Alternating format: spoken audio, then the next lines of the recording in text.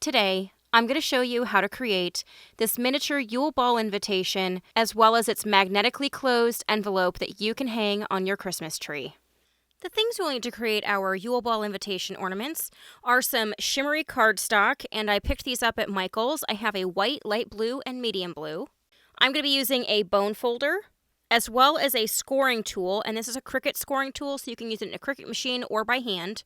They are super useful. I highly recommend getting one if you haven't gotten one already. You can also use anything sharp that isn't going to poke through your paper to just help score a line. I'm going to be using some really strong tiny magnets, as well as some super glue, and I recommend the original super glue brand in the gel. I feel like it holds up the best and dries the quickest and doesn't leave really bad bleed marks like some super glues can. We are going to use some nonstick foil, as well as a hot glue gun loaded with white wax hot glue. And I'm going to use my Ministry of Magic stamp today. We're going to need a glue stick. I like the kind that is purple just so you can see where it goes. We're also going to need scissors, and we're going to use some silver cording. You may also want to use some clear Scotch tape, as well as the designs I have provided for you on my website. Link is in the description down below. Let's get started. Okay, so the first thing we're going to do is take our shimmer cardstocks, and I just wanted to kind of show you these a little bit closer. So I don't know how well you're going to see this on camera, but they have this really beautiful shimmery quality to them. Now, the two blue pieces are double-sided, so it's shimmery on the back. However, the white that has this really beautiful iridescent-y looking sheen to it is one-sided. So it is just plain cardstock on the back. So, because of that, I will show you what we're going to do on the back of our white shimmer stock, since it's not shimmery on both sides. Now, you can find this in the scrapbook section of a craft store, usually. They also carry them in bulk packs if you'd want to get a lot of it, but they are beautiful, and I really think it's going to add a very nice touch to this particular ornament. Now, I have the two different colors of blue on purpose, and that is because if you print my design on a inkjet printer, a standard printer that most people have in their homes, it is a little bit lighter than what you get on a laser jet. So we get this really beautiful light blue design that pairs really nicely with the light blue for our envelope. However, when you print it on the laser jet, it is much more vivid, and the darker blue pairs better with that one for the envelope. So as you can see, I've already printed on these. So I'm going to be cutting this one out on my Cricut. However, I'm going to give you an option that has an outline that's really easy to follow along with a pair of scissors. You just have to be very careful. And I'm going to cut this one out by hand. But I wanted to show you guys the difference, so then that way you can kind of pre-plan what color you may want to pick up, depending on what kind of printer you're going to use. So if you get these professionally printed from, say, Office Max or on a copy machine, it's going to be like this, where it's more vivid. So you're going to want a little bit stronger blue.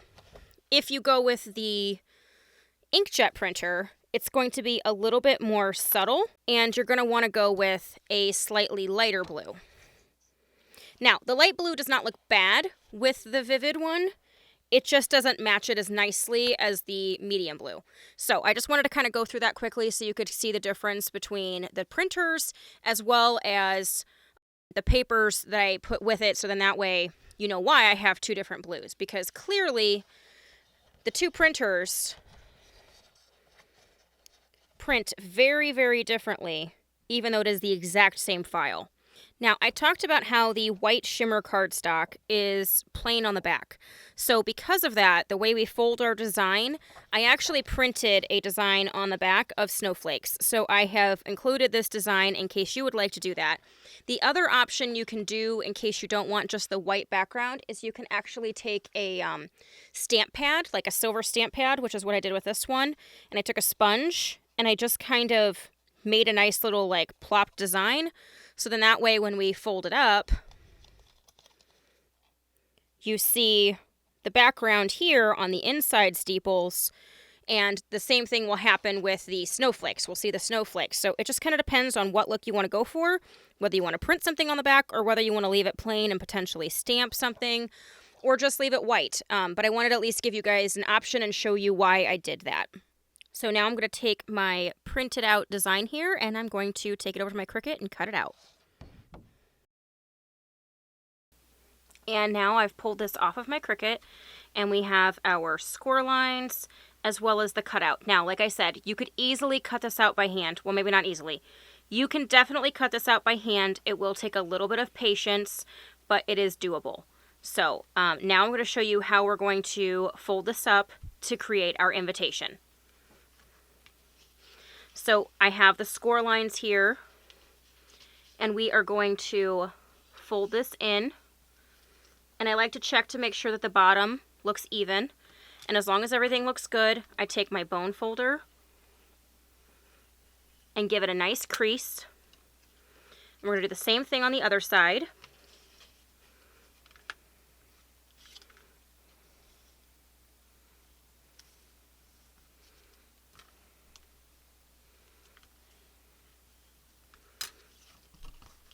And then we're going to take our outer flap here and we are going to fold that out.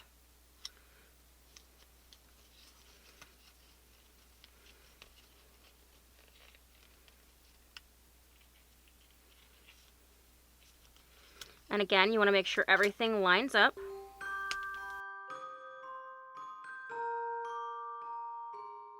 And then we have our little Yule Ball invitation on our shimmery paper that opens up to give us all the information about the Yule Ball. And because we did the little snowflake background, it shows a little bit of dimension and difference between the front and the back. So now that we have the actual invitation folded and ready to go, we're going to go ahead and do our envelope.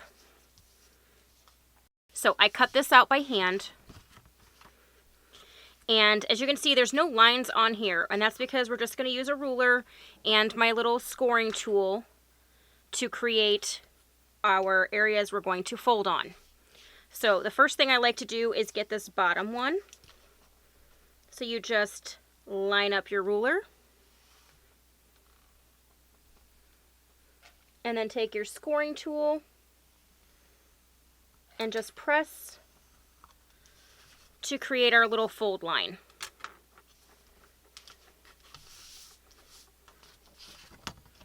So now we know where we're going to fold that, and then we're going to continue to create the other fold lines around the invitation.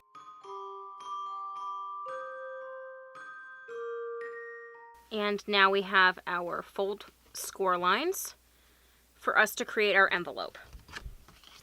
So again, just like the invitation, we're going to fold along those lines and then use the bone folder to really crease it good.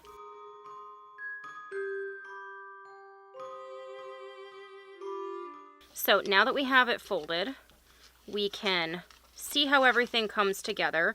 So this right here I don't like, so we're going to just take our scissors. Well, first we're going to switch it and see. Yeah, so all we're going to do is I like to take my little scoring tool here and just create a straight line that just lets me know where to trim off, and I just trim that little corner off to give us more of a straight line effect there. And once we cut that edge, everything lines up a little bit better. Now, before we glue this together, we're actually going to hang this ornament like this. So the envelope is going to hang vertically so that we can slip our invitation out. So to do that, we're going to actually tape, before we glue together, our string in place.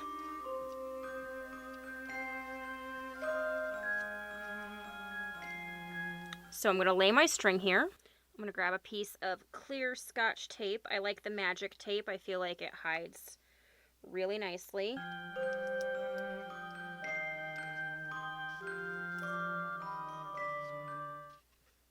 And I'm going to stick this in the crease. like that so that our invitation will be able to hang like this. But now we'll be able to glue this together and the string is in place already, because trying to string it after the fact would not be very much fun. So all we're going to do is put glue on this bottom corner here. So I'm going to add glue down here.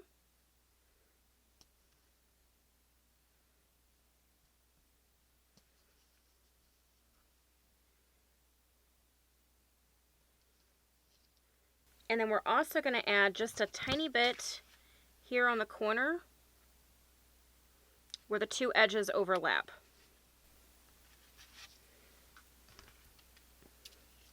Okay, so then we're going to fold over our edge, fold the other one on top of it. I give that a good press, and then fold this up.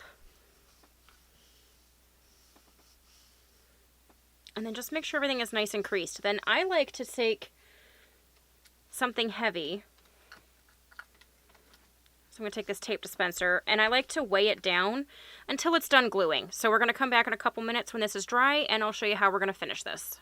While my envelope is drying, I have my nonstick foil here and my hot glue gun loaded with my white sealing wax hot glue.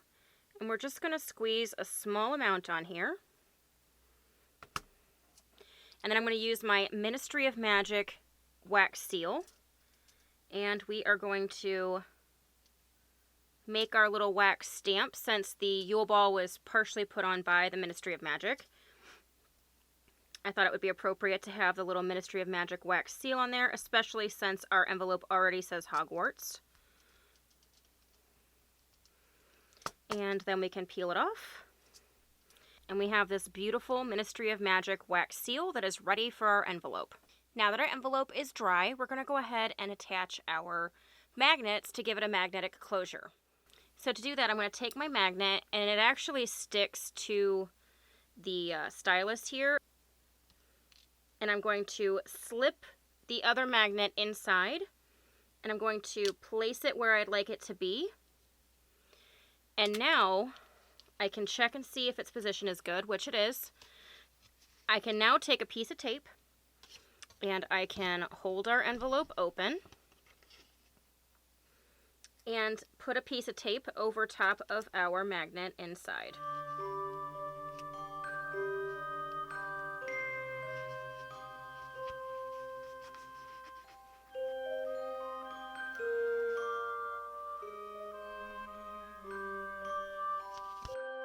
And now we have our magnet placed where we'd like it. So now that the inside is secure, we're going to secure the outside. So the outside is obviously going to be up here. So we're going to do that with some of our super glue. But I'm also at the same time going to glue on my wax stamp. So I'm going to make sure that this is rubbed down really well. And I've got my little wax seal here. I'm going to take my super glue, and we're just going to add a small dab here.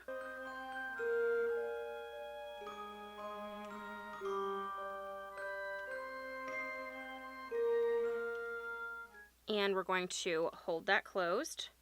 And then I'm going to put a little bit on the back of the wax seal. And I'm going to put that in place. And then I actually find that my wax seal stamp is a really great weight to hold the whole thing down while it glues. So I just let this sit until it is all dry. Okay, now that this is dry, we can take that off, and we have our magnetic closure. Perfect. All right, so now we're going to add our Yule Ball invitation to the inside, and just be careful not to snag any of the little towers, and then we can close it up. And we have our little Yule Ball invitation. Okay, so now to tie it off, you could just tie this in a bow like we did the acceptance letter ornament, but I decided that I wanted to add this little crystal bead on here as well. So I'm going to pull my strings together and I'm going to tie a knot. And I want to try to get this centered. Okay. And this is an elastic string, so it's stretchy. And then I'm going to put my bead on the end here. And then once we get our bead through, I'm going to knot this off so that it stays in place. And then I think I'm going to tie this in a little bow. And we have our little bow with our crystal, and I'm going to trim the ends here.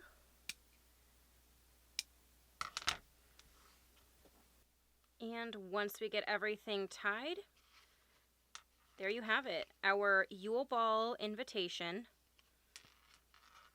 with magnetic closure and our fully readable Yule Ball invitation.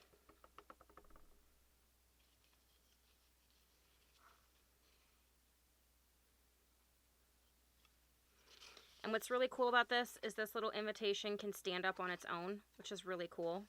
And you could have the little envelope right next to it if it wasn't on your tree.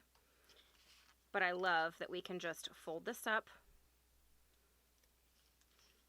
and put it back in the envelope and hang it right on our tree. Or anywhere for that matter. It could go in your office. It could hang anywhere. Well, that's going to be it. I hope you guys enjoyed this tutorial of how to make a removable Yule Ball invitation for your Christmas tree. This will be a great way to add a little bit of magic to your tree, or a really great gift for someone who loves Harry Potter. So if you guys like this video, give me the thumbs up. If you haven't subscribed, please do so, and we will catch you guys later. Thanks so much.